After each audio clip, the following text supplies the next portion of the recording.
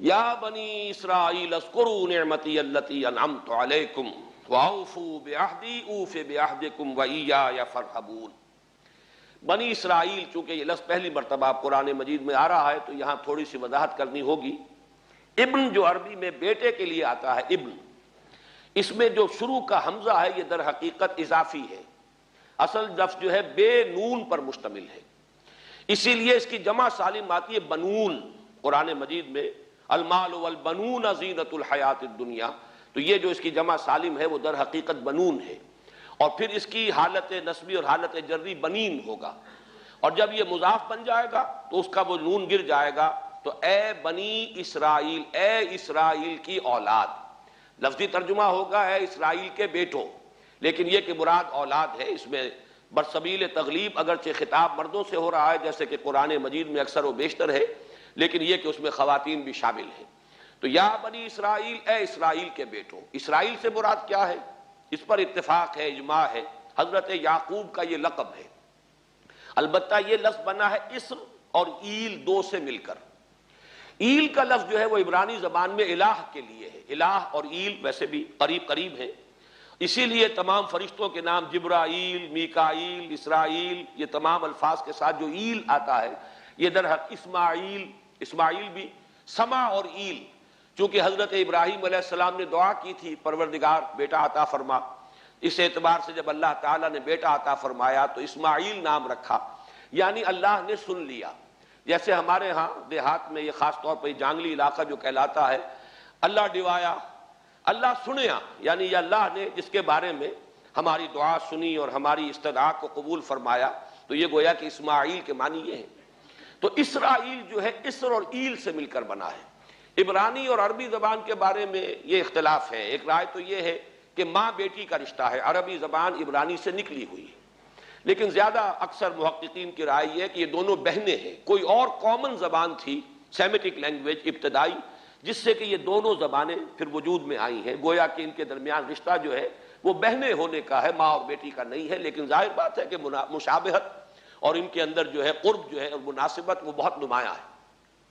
اسر کے دو ترجمے کیے ہیں، یہودی علماء تو اس پر بہت زیادہ جزم کے ساتھ قائم ہے کہ اسر سے مراد ہے بطل، یعنی رجل عظیم، جواں مرد، بہت باہمت انسان، اس لیے کہ ان کے ہاں یہ عقیدہ ہے اور بڑی تحریف جو ہوئی ہے تورات میں، اس میں ایسی ایسی باتیں بھی ہیں۔ حضرت یعقوب کی جو مدح کی گئی ہے اس میں اس حد تک مبالغہ ہے کہ حضرت یعقوب کی اللہ تعالیٰ کے ساتھ کشتی ہوئی اور اللہ کو پچھاڑ لیا حضرت یعقوب نے، تو معلوم یہ ہوا کہ یہ تو بڑے بہادر اور بہت جری انسان، اس اعتبار سے وہ بطل اور رجل کا ترجمہ کرتے ہیں اسر کا، لیکن یہ کہ صحیح ترجمہ جو ہے وہ اسر کا ہے بندہ، عبد، اس لیے کہ عربی کا لفظ جو بنا ہے اسیر، اسیری، کوئی کسی کا غلام ہے، اسیر، اسی سے لفظ اسرہ بنا ہے، اسرہ ہے کنبہ، کنبہ بھی آپس میں جڑا ہوا ہوتا ہے، ان کے بندھن ہوتے ہیں دوستی کے، محبت کے، اخوت کے، تو اسی طریقے سے یہ اسر کا لفظ آتا ہے کسی بندھن کے لیے۔ اسیر جو ہے پچھلے زمانے میں جبکہ جیلوں کا رواج نہیں تھا تو اگر کسی شخص کے ذمے کسی کی کوئی رقم ہوتی تھی دینی تو اس شخص کو اس کے حوالے کر دیتے تھے، وہ اس کا ذاتی قیدی ہوتا تھا، ذاتی اسیر، اس کی تحویل میں رہتا تھا، جب تک کہ اس کے اعزاء اقارب آ کر وہ رقم ادا نہ کر دیں وہ شخص اس کی تحویل میں رہتا تھا، وہ اس کا اسیر ہوتا تھا۔ اس اعتبار سے غلام کے معنی میں یہ لفظ جو ہے مستعمل ہے، تو اسرائیل کا ترجمہ ہوگا عبداللہ۔ اذان تو میں عرض کر رہا تھا کہ اسرائیل کا ترجمہ ہوا عبداللہ، گویا کہ اب تک ہم نے یا بنی اسرائیل کا ترجمہ کیا اے اللہ کے بندے کی اولاد، مراد ہے حضرت یعقوب علیہ السلام۔ حضرت یعقوب حضرت اسحاق کے بیٹے ہیں، حضرت اسحاق حضرت ابراہیم علیہ السلام کے دوسرے بیٹے ہیں۔ حضرت ابراہیم کو پہلا بیٹا اللہ نے عطا فرمایا اسماعیل، اسی لیے میں عرض کر چکا ہوں سما اور ایل سے مل کر بنا ہے۔ جو دعا کی تھی انہوں نے، اس دعا کا پہلا جواب جو ملا ہے اللہ تعالیٰ کی طرف سے، اس کی مقبولیت کا جو ظہور ہوا وہ حضرت اسماعیل کی شکل میں۔ پھر یہ کہ حضرت سارہ کو بھی اللہ تعالیٰ نے اولاد دی اور حضرت اسحاق پیدا ہوئے۔ اس وقت یہ جو بشارت دی گئی ہے قرآن مجید میں متعدد مقامات پر آگے چل کر آئے گا کہ حضرت سارہ کے ہاں بھی اولاد ہونے کی جو بشارت حضرت ابراہیم علیہ السلام کو فرشتے دینے آئے تھے، اسی میں یہ بھی تھا کہ نہ صرف یہ کہ تمہیں ایک بیٹا عطا ہوگا بلکہ اس کے بعد پوتا بھی عطا ہوگا، گویا کہ ایک بہت جلیل القدر پوتا۔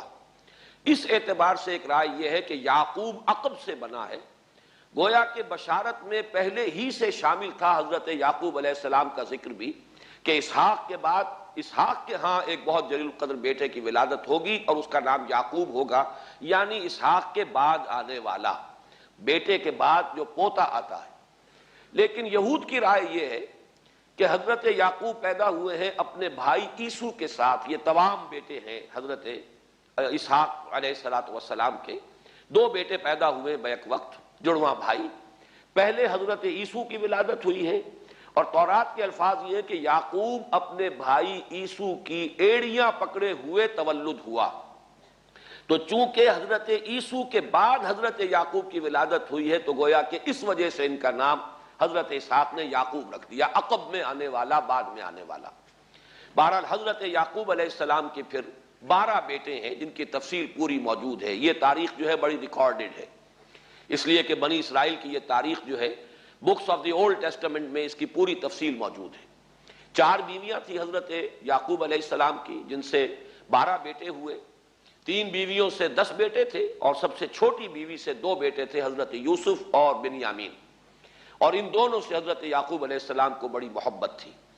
حضرت یوسف سے چونکہ یہ تاریخ شروع ہوتی ہے اس اعتبار سے کہ انہیں ان کے بھائیوں نے کنویں میں ڈالا، پھر اللہ تعالیٰ نے وہاں سے ان کے نکلنے کا سامان کیا، پھر مصر پہنچایا، پھر مختلف مراحل سے گزار کر انہیں وہاں ایک بہت اونچی پوزیشن تک پہنچایا۔ تو حضرت یوسف علیہ السلام سے اس اعتبار سے ان کی تاریخ شروع ہوتی ہے۔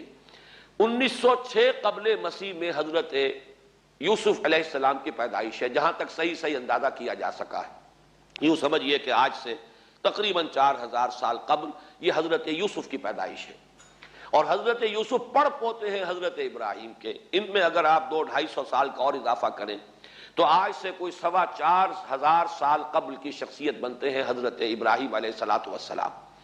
حضرت یوسف کے زمانے میں پھر جیسے کہ وہ تفصیل سورہ یوسف میں آئے گی، یہ پورا خاندان آ کر کنعان میں تھے، لیکن وہاں سے آ کر مصر میں آباد ہو گئے۔ مصر میں ان کا بڑا اعزاز ہوا، اکرام ہوا۔ اس کے خاص حالات تھے کہ مصر میں اس وقت جو بادشاہت تھی وہ اصل مصر کے لوگوں کی نہیں تھی، بلکہ یہ بھی سیمیٹک لوگ تھے جو جا کر جنہوں نے عراق وغیرہ کے علاقے سے ہی جا کر انہوں نے فتح کیا تھا مصر کو، لہٰذا انہیں فرعون نہیں کہا گیا قرآن مجید میں، وہ فرائنہ کا خاندان نہیں ہے، بلکہ وہ تاریخ میں ہکسوس کنگز کہلاتے ہیں۔ تاریخ مصر میں وہ 15واں خاندان کہلاتا ہے وہاں کے بادشاہوں کا، 15th ڈائنیسٹی، اور یہ چونکہ لوکل نہیں تھا اس لیے ان کو فرعون نہیں کہا جائے گا، بلکہ یہ ہکسوس کنگز چرواہے بادشاہ تھے کہ جو عرب کے ان علاقوں سے آئے تھے جزیرہ نما سے، اور وہاں سے وہ چرواہے تھے۔ ان کا تو پیشہ ظاہر بات ہے صحرا میں کیا ہوتا ہے، بھیڑیں بکریاں پالنا، لیکن انہوں نے آ کر مصر کو فتح کیا، وہاں ان کی بادشاہت ہو گئی۔ محسوس ایسا ہوتا ہے کہ ایک سیاسی پہلو موجود تھا۔ وہ جو بادشاہ مصر نے جس طریقے سے اعزاز کیا ہے حضرت یوسف علیہ السلام کا، پھر جو اختیار دیا، جو اقتدار دیا، جو ان کو حیثیت دی، پھر انہیں اجازت دی کہ اپنے پورے خاندان کو بلا لیں، اور پھر مصر کا بہترین جو زرخیز ترین علاقہ تھا وہ انہیں عطا کر دیا کہ یہاں آباد ہو جاؤ۔ جوشن کا علاقہ، یا گوشن بھی کہتے ہیں، جشن بھی کہتے ہیں، یہ جو نائل کا ڈیلٹا ہے کہ جو جا کر آپ کو معلوم ہے کہ دریا جو ہیں جب بہت سی شاخوں میں تقسیم ہو جاتے ہیں سمندر میں گرنے سے قبل، تو وہ ڈیلٹا جو ہے زرخیز ترین علاقہ ہوتا ہے۔ آرٹیفیشل اریگیشن کے اور نظام تو تھے نہیں، جہاں دریا ہی چھوٹی چھوٹی نہروں کی شکل اختیار کر لے وہاں گویا کہ وہ فطری طور پر جو ہے بڑے وسیع رقبے کے اندر اریگیشن ہو سکتی ہے۔ تو اس ڈیلٹا کے علاقے میں بہترین علاقہ ان کو دیا گیا، وہاں آباد ہو جاؤ۔ وہاں یہ رہے ہیں گویا کہ پیرزادوں کی حیثیت سے۔ ابھی ان کے پاس کوئی شریعت نہیں، ابھی کوئی کتاب نہیں ملی، ابھی صرف یہ ایک خاندان ہے، حضرت ابراہیم کی نسل کا ایک خاندان، اس لیے کہ حضرت ابراہیم کی نسل میں حضرت اسماعیل کی نسل ہے کہ جو عرب میں آباد ہو چکی ہے، ان کی نسل میں پھر حضرت اسحاق کے بیٹوں میں سے بھی عیسو کی نسل وہ اور جگہ پر آباد ہو چکی ہے۔ اس اعتبار سے یوں نہ سمجھیے کہ نسل ابراہیم صرف ان پر مشتمل ہے۔ اسی طرح بنی قطورہ تیسری جو آپ کی اہلیہ تھی، ان کی اولاد بھی، تو گویا کہ یہ بہت وسیع حلقہ ہے جو اولاد ابراہیم کا ہے۔ تو اولاد ابراہیم میں سے ایک شاخ ہے جو آ کر، یعنی حضرت یعقوب کے 12 بیٹے اور حضرت یعقوب بھی آ کر یہاں آباد ہو گئے، اور یہاں پھر یہ کچھ عرصے تک تقریباً 100-150 برس تک تو بڑے عیش میں رہے۔ یہ تقریباً یوں سمجھیے کہ 1850 قبل مسیح میں ان کا داخلہ ہوا ہے مصر کے اندر، اور وہاں پر 150 برس جو ہیں انہوں نے بڑے عیش میں گزارے ہیں۔ یہ پیرزادے تھے اس لیے کہ بادشاہ معتقد ہو چکا تھا حضرت یوسف علیہ السلام کا، اگرچہ یہ تو ثابت نہیں ہوتا کہ وہ ایمان لایا ہو حضرت یوسف علیہ السلام پر، اس کا کوئی ثبوت نہیں ہے، لیکن معتقد تھا، اور ان کی نیکی کا، پارسائی کا، شرافت کا، ذہانت کا، صلاحیتوں کا اعتراف پوری قوم کو تھا، جس طریقے سے کہ انہوں نے اس ملک کی جو نیا ہے اس کو جس طرح پار لگایا ہے، وہ شدید ترین قحط کا جو ایک دور آیا اس میں سے، اور جتنا بہترین انتظام کیا اس کی بنا پر ان کی صلاحیتوں کے سب معترف تھے۔ تو وہ 130 برس کی عمر میں غالباً ان کا انتقال ہوا ہے، اور 80 برس تک انہوں نے مصر پر گویا کہ جو سب سے زیادہ با اختیار شخص وہاں تھا بادشاہ کے بعد، بادشاہ اپنی جگہ پر تھا، لیکن یہ کہ جو بادشاہ کے بعد سب سے زیادہ با اختیار شخصیت تھی وہ حضرت یوسف کی تھی 80 برس تک۔ اور اس عرصے میں، اور پھر یہ 150 برس جو میں نے عرض کیا ہے کہ اس میں یہ خوب پھلے پھولے، ان کی اولاد جو ہے وہ کثرت کے ساتھ پھیلی، لیکن اس کے بعد وہاں پھر ایک انقلاب آیا۔ اس انقلاب کو آپ کہیں گے جیسے کہ مختلف ممالک میں آتا ہے، اب سنز آف دی سوائل جو اس ملک کے رہنے والے تھے، اصل آبادی قبطیوں کی، انہوں نے بغاوت کی اور ہکسوس کنگز کو نکال دیا، وہ خاندان ختم ہو گیا۔ جب وہ چلے گئے تو جو ہکسوس کنگز کے یہ گویا کہ بہت ہی منظور نظر تھے اور یہ مراعات یافتہ طبقہ تھا بنی اسرائیل کا، حضرت یعقوب کی اولاد کا، اب ان پر عتاب شروع ہوا، اب ان کا زوال آیا۔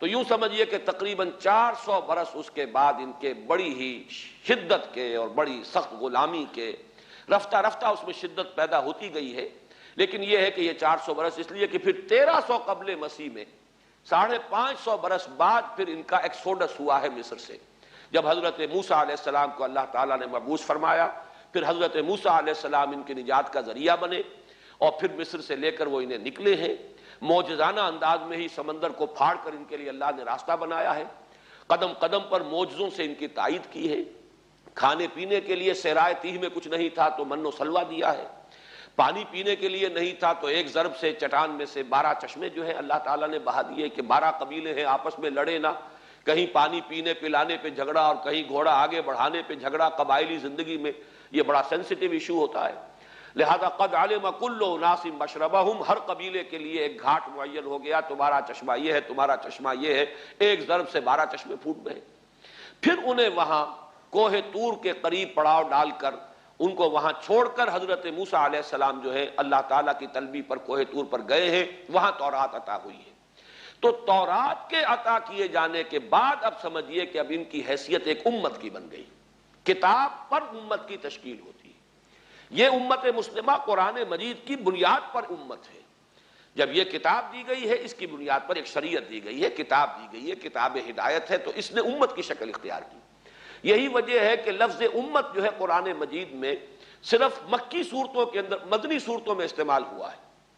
کنتم خیر امت اخرجت للناس سورہ آل عمران میں، کذالک جعلناکم امۃ وسطا لتکونوا شہداء علی الناس ویکون الرسول علیکم شہیدا، یہ سورہ بقرہ میں آگے چل کر آ جائے گا۔ تو اصل میں جیسے تشکیل امت جو ہوئی ہے وہ در حقیقت مدنی دور میں آ کر ہوئی ہے جبکہ شریعت عطا کی جا رہی ہے۔ اسی طریقے سے یہ ایک خاندان تھا، حضرت ابراہیم کی نسل کی ایک شاخ، اس نے امت کی حیثیت اختیار کی ہے جبکہ صحرائے تیہ میں جب ان کا قیام تھا اور اس صحرائے سینا میں، اور وہاں پر پھر حضرت موسیٰ علیہ السلام کو تورات دی گئی اور شریعت دی گئی، تب سے یہ امت ہے، اور یہ ہے 1300 قبل مسیح۔ 610 عیسوی میں، اب سمجھیے 1300 وہ جمع کیجئے، 610 یہ جمع کیجئے، 1910 برس بعد پھر حضور صلی اللہ علیہ وسلم پر قرآن مجید کی وحی کا آغاز ہوا، اور 622 میں حضور نے ہجرت فرمائی، اور اس کے بھی کوئی 2 سال یا 1 سال کے بعد جو ہے یہ آیات نازل ہو رہی ہیں جو ہم اس وقت پڑھ رہے ہیں۔ تو یہ سارا جو ہے تاریخی پس منظر ذہن میں رکھیے کہ یہ تقریباً 2000 برس کی تاریخ جو ہے ان کی بحیثیت امت، ویسے تو ان کی تاریخ اگر شروع کریں گے بنی اسرائیل تو حضرت یعقوب سے شروع ہونی چاہیے، اور وہ اس سے زیادہ ہو جائے گی طویل، لیکن در حقیقت امت کی حیثیت سے ان کی تاریخ 2000 برس کی شمار ہوگی کہ 1300 قبل مسیح میں جب ہجرت کی ہے حضرت موسیٰ علیہ السلام نے اپنی قوم کو لے کر مصر سے، اور جب صحرائے سینا میں آئے ہیں، سینائی پیننسولا میں، اور پھر کتاب ملی ہے، تورات عطا کی گئی، شریعت عطا کی گئی، تب سے اس کا امت کی حیثیت سے آغاز ہوا۔ ایک بات اور نوٹ کر لیجئے، ان کو امت مسلمہ کیوں نہیں کہا گیا؟ اس کے لیے اس کا ایک سبب ہے۔ در حقیقت امت مسلمہ کا لفظ یا خیر امت یا امت کا لفظ جو ہے اس موجودہ امت کے لیے اس لیے استعمال کیا گیا ہے کہ یہ امت کسی ایک نسل پر مشتمل نہیں ہے۔ یہ امیین اس کے نیوکلیس ہے، لیکن یہ کہ ہر نسل کے لوگ اس میں آ کر شامل ہوئے ہیں، ہر قوم جو ہے اس میں آ گئی ہے، اس لیے اس کا نام جو ہے وہ صفاتی ہے، امت مسلمہ۔ لیکن چونکہ یہ سابقہ امت مسلمہ ایک ہی نسل پر مشتمل ہے، حضور صلی اللہ علیہ وسلم سے پہلے کسی نبی اور کسی رسول کی بعثت اس کی قوم سے باہر نہیں ہوئی ہے، کسی ایک خاص قوم کی طرف بعثت ہوئی ہے، کسی خاص علاقے کی طرف بعثت ہوئی ہے۔ بعثت عمومی الی کافۃ الناس یہ صرف محمد الرسول اللہ صلی اللہ علیہ وسلم کی امتیازی شان ہے۔ وما ارسلناک الا کافۃ للناس بشیرا ونذیرا۔ اس اعتبار سے ان کا جو ہے اس میں علم گویا کہ بنی اسرائیل ہی ہے کہ جو برقرار رہا ہے، اے اسرائیل کی اولاد۔ اگرچہ میں اس موضوع پہ تقریریں کر چکا ہوں، لیکن آج پھر اس گفتگو کے حوالے سے بات چیزیں تازہ کرتا ہوں۔ اس وقت عالمی سطح پر یہودی جمع عیسائی بریکٹ میں کر لیجیے، اور امریکہ جمع یورپ یہ بریکٹ میں کر لیجیے، ان کا اندر معاملہ کیا ہے؟ اصل جو ہے اس میں پیچھے مائنڈ ہے، ماسٹر مائنڈ، سازشی ذہن، وہ یہود کا ہے۔ باقی عیسائی آلہ کار بن گئے ہیں۔ جو 100% آلہ کار ہے یہود کا وہ پروٹیسٹنٹس ہیں۔ پروٹیسٹنٹزم یہود ہی نے پیدا کرایا تھا، یہود ہی نے یورپ کے اندر سود کا رواج شروع کروایا، ورنہ سود حرام تھا وہاں پر بھی، یوزری بھی اور کمرشل انٹرسٹ بھی، دونوں حرام تھے، یہ یہودیوں نے کروایا۔ اور پھر پہلا بینک بنوایا ہے انگلستان کے اندر، بینک آف انگلینڈ، اور جو پوپ کے خلاف بغاوت کرائی تو پہلی بغاوت ہوئی انگلستان کے اندر، جو چرچ آف انگلینڈ علیحدہ ہو گیا پوپ سے، اور اسی کو یہودیوں نے قرار دیا یہ ہمارا ماڈرن اسرائیل ہے، یہ اسرائیل ہمیں دیا ہے گاڈ نے، یہ جو ہے برطانیہ۔ اس کے کچھ عرصے کے بعد یہی جو ہے ایکسوڈس ہوا ہے، اور وہ امریکہ میں جا کے آباد ہوئے۔ لہذا امریکہ کو بھی جیوز نے کہا ہے دس از اندر اسرائیل، یہ ہے ہمارے اصل اسرائیل، ماڈرن اسرائیل یہ ہے۔ اس لیے کہ جو انہیں وہاں پر اقتدار حاصل ہوا ہے، جو قوت حاصل ہوئی ہے، جس قدر دولت انہوں نے وہاں جمع کی ہے، وہاں کے جس طریقے سے جکڑ لیا ہے حکومتوں کو، فرنگ کی رگے جہاں پنجے یہود میں ہے۔ ٹھیک 100 سال پہلے علامہ اقبال یہ مشاہدہ کر کے آ گئے تھے یورپ میں، اور کون دیکھنے والا تھا کہ وہاں کیا ہو رہا ہے، بیہائنڈ دی سین کیا ہے، سامنے کیا ہے، پردے کے پیچھے کیا ہے۔ فرنگ کی رگے جہاں پنجے یہود میں، اس وقت فرنگ کا امام تھا برطانیہ، یہ وہ سلطنت تھی جس پر سورج کبھی غروب نہیں ہوتا تھا۔ آج وہ فرنگ کا امام امریکہ، یہ برطانیہ تو اب وہ جو ایک نظم ہے کہ بچپن میں پڑھی تھی، London bridge is going down going down going down, اس کی مثال ہے۔ برطانیہ کی کوئی حیثیت ہی نہیں، ورلڈ پاور کی حیثیت نہیں ہے، وہ تو چھوٹا بھائی اس نے بنا رکھا امریکہ نے اپنا، تو اس حیثیت سے جو ہے اس کی کوئی حیثیت ہے، ورنہ کوئی اور حیثیت نہیں۔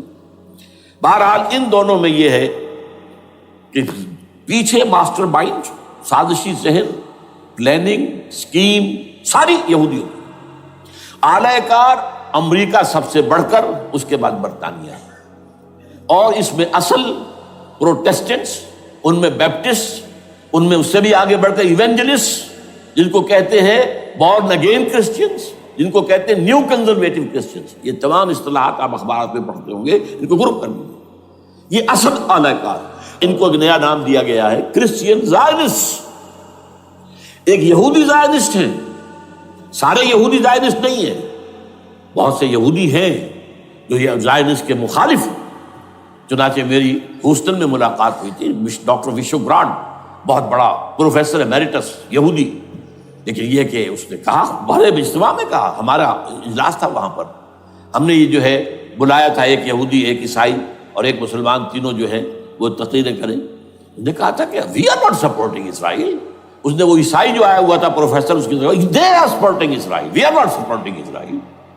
اسی طرح میری جو ہوئی تھی round table conference, round table, اس میں ایک یہودی پروفیسر تھے، وہ ہسٹری کے پروفیسر، میں نام بھول رہا ہوں ان کا، انہوں نے کہا آئی ایم اینٹی زائنزم، میں زائنزم کے خلاف ہوں۔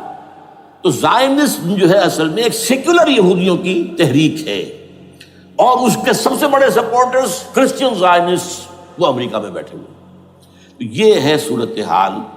یہ جان لیجئے کیتھولکس جو ہیں یہ اتنے پرو یہودی نہیں ہیں، اب رفتہ رفتہ وہ بھی اس کے اندر آ کر شامل ہو گئے۔ یورپ جو ہے زیادہ Catholics, Roman Catholics, Roman Catholics کا یہ بھی آپ نے جملہ پڑھ سنا ہوگا کہ یہ جو ترکی جو ہے ہمارا ملک، یہ جو کوشش کرتا رہتا ہے گھسنے کی یورپین یونین کے اندر، تو ایک دفعہ جان شراق نے کہا تھا، بڑا پیارا جملہ تھا، Why doesn't Turkey understand that we are a Christian club؟ یہ ہماری جو یونین ہے یورپین، یہ تو کرسچین کلب ہے، وہ مسلمان ہے، وہ کس وجہ سے آنا چاہتا ہے اندر؟ کیوں تو خود داخل ہونا چاہتا ہے؟ Why doesn't Turkey understand that we are a Christian club؟ لیکن یہ ہے رومن کیتھولکس، اور ان کا میں بعد میں آپ کو بتاؤں گا۔ یہی آپ کو معلوم ہے کہ یورپ نے عام طور پر اسرائیل کا اتنا ساتھ نہیں دیا جتنا جو امریکہ دیتا رہا ہے، اور کسی درجے میں ان کے دلوں میں سافٹ کارنر جو ہے عرب فلسطینیوں کے لیے بھی رہا ہے۔ یہ معاملہ ایران کے بارے میں بھی رہا ہے، جس قدر سٹرانگ ایکشن امریکہ لینا چاہتا ہے، یہ جو ہے اس کے ساتھ نہیں ہے۔ یہ تھوڑا سا فرق ہے، وہ میں اس کا ایک بنیاد بعد میں بتا دوں گا آپ کو۔ بہرحال ان کا ایک جو ایجنڈا ہے وہ دو، سمجھیے کہ دو اس کے نکات ہیں، دو رسیوں کے مانند یہ آپس میں بٹا ہوا ہے۔ پہلا، عالم اسلام کے مادی اور مالیاتی وسائل، خصوصاً تیل پر قبضہ، یہ ان کا دنیاوی اعتبار سے، دولت کے اعتبار سے، وسائل کے اعتبار سے اس وقت کا ایجنڈا ہے۔ ویسے تو اس سے اوپر وہ چاہتے ہیں پوری دنیا پر، وہ تو بات کی بات ہے، لیکن ابھی نہ وہ روس کو چھیڑ رہے ہیں نہ چین کو چھیڑ رہے ہیں۔ چین تو ان کا سب سے بڑا جو ہے بزنس پارٹنر ہے، سب سے بڑا، اور چین کو رفتہ رفتہ وہ اپنی لائن پر لا رہے ہیں۔ اب تو صرف یہ کہ وہ ایک پارٹی گورنمنٹ وہاں رہ گئی ہے جو کہ کمیونزم کے دور کی یادگار ہے، باقی ان کی جو اکانومی ہے وہ تو آ چکی ہے اسی رخ کے اوپر جو یورپ کی ہے، مغرب کی ہے۔ نمبر دو ایجنڈا کیا ہے؟ دنیا میں کہیں بھی اسلام کے بحیثیت ایک نظام زندگی ظاہر ہونے کا کوئی موقع نہیں دینا۔ We have to nip the evil in the bud at any cost۔ یہ ان کے ایجنڈے کا دوسرا بڑا ہے۔ یہ دو ہے انٹرٹوائنڈ، جیسے آپ لڑیوں کو پٹ دے کر رسی بناتے ہیں، ایسے یہ دو لڑیے ہیں۔ اسلام کا پولیٹیکل سوشو اکنامک سسٹم کہیں نہ آ جائے دنیا میں، ہو نہ جائے آشکارا شر پیغمبر کہیں، یہ ابلیس نے کنکلوڈ کیا ہے۔ وہ جو ابلیس کی مجلس شورا ہے، ہو نہ جائے آشکارا شر پیغمبر، کہیں ایسا نہ ہو کہ پیغمبر کی شریعت دنیا کے سامنے آ جائے، پیغمبر کا نظام آ جائے۔ الحذر،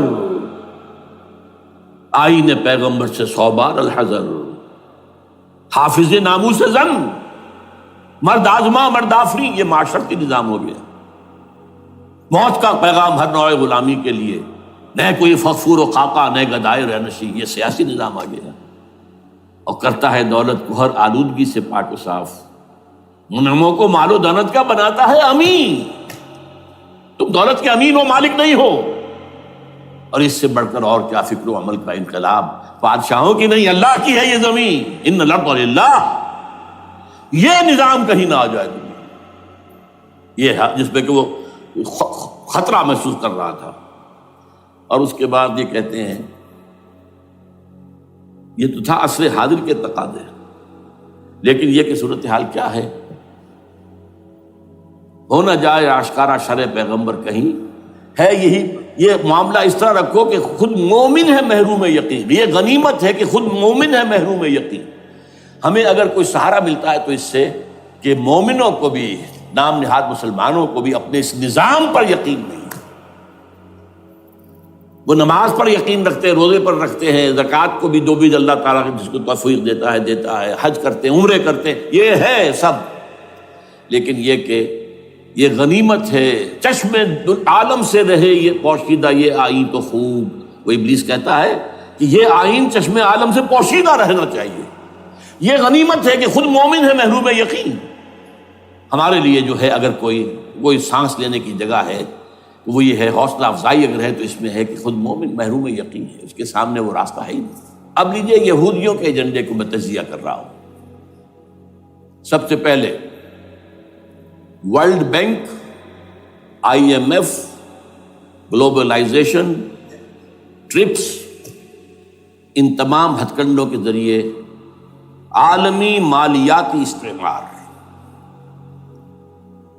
جو بظاہر امریکہ کا ہوگا حقیقتاً یہود کا ہوگا۔ یہودیوں کے نزدیک پوری نوع انسانی حیوانوں کے مانند ہے۔ They are not human beings. They are goyams. They are Gentiles. یہ انسانی شکل میں حیوان ہے، اور جیسے حیوانوں کو ایکسپلائٹ کرنا، استعمال کرنا انسانوں کا حق ہے۔ گھوڑے کو آپ باندھتے رہے ہیں نا ٹانگے کے آگے، اور بیلوں سے آپ ہل جتواتے رہے ہیں، تو جیسے یہ حق ہے ایسے ہمارا حق ہے پوری دنیا کے جو ہے وسائل ان کو کھینچے۔ ہاں جیسے گھوڑے اور بیل کو بھی کچھ نہ کچھ دانہ تو ڈالنا پڑتا ہے، چارہ تو دینا پڑتا ہے، تو ان کو بھی کچھ دو۔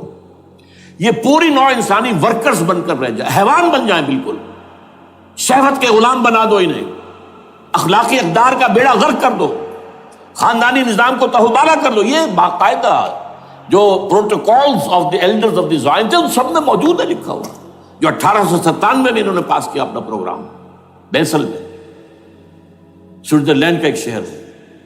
Protocols of the elders of the Zion, ان کو حیوان بنا دو، بس حیوانوں سے کام لیتے رہو۔ ہاں ان کی کمائی کا کچھ حصہ ان کے لیے چھوڑ دو، وہ بھی زندہ رہیں، وہ بھی آخر کام کیسے کریں گے، اور اصل جو ہے ملائی کھینچ دو اپنے اس نظام کے ذریعے سے۔ World Bank, I M F, stock exchange, TRIPS, globalization, اس کے ذریعے سے عالمی مالیاتی استعمار۔ نمبر 2، ایک ہے ان کا ایجنڈا، یہ تو عالمی ہے۔ دوسرا ایجنڈا کیا ہے؟ وہ لوکل ہے۔ وہ کیا ہے؟ گریٹر اسرائیل کا قیام، جس میں مصر کا سارا زرخیز علاقہ شامل ہوگا، جو ڈیلٹا کا علاقہ کہلاتا ہے اس کا، جہاں کے اس وقت کے بادشاہ نے، حضرت یوسف علیہ السلام کے زمانے کے بادشاہ نے، وہ فرعونہ کے خاندان میں سے نہیں تھا، وہ عرب تھا۔ عربوں ہی سے کسی وقت کوئی قوم آئی تھی جو کہ مصر پر قابض ہو گئی تھی، اس نے حضرت یوسف کے خاندان کو لا کے وہاں آباد کیا۔ بہترین جشن کا علاقہ کہلاتا ہے، بہترین۔ وہ کہتے ہیں ہمارا ہے، ہم رہے وہاں پر کئی 100 برس تک رہے۔ عراق ہمارا ہے، وہاں ہمیں قید میں رکھا گیا، نبوکدنضر دے گیا تھا۔ عرب کا شمالی حصہ جو ہمارا ہے، وہاں خیبر میں یہودی قلعے تھے، اور وہاں مدینے کے اندر جو ہے 3 قبیلے یہودی تھے جنہیں محمد نے صلی اللہ علیہ وسلم نے وہاں سے نکال باہر کیا تھا۔ یہ جارڈن یہ ترکی کا بھی کچھ حصہ ہمارا ہے، باقی پورا لبنان اور پورا فلسطین، یہ سب اس کے اوپر بنے گا ایک greater Israel. This is there local agenda, اور اس کے لیے ضروری ہے ایک بہت بڑی جنگ، ایسے آسانی سے نہیں ہو جائے گا۔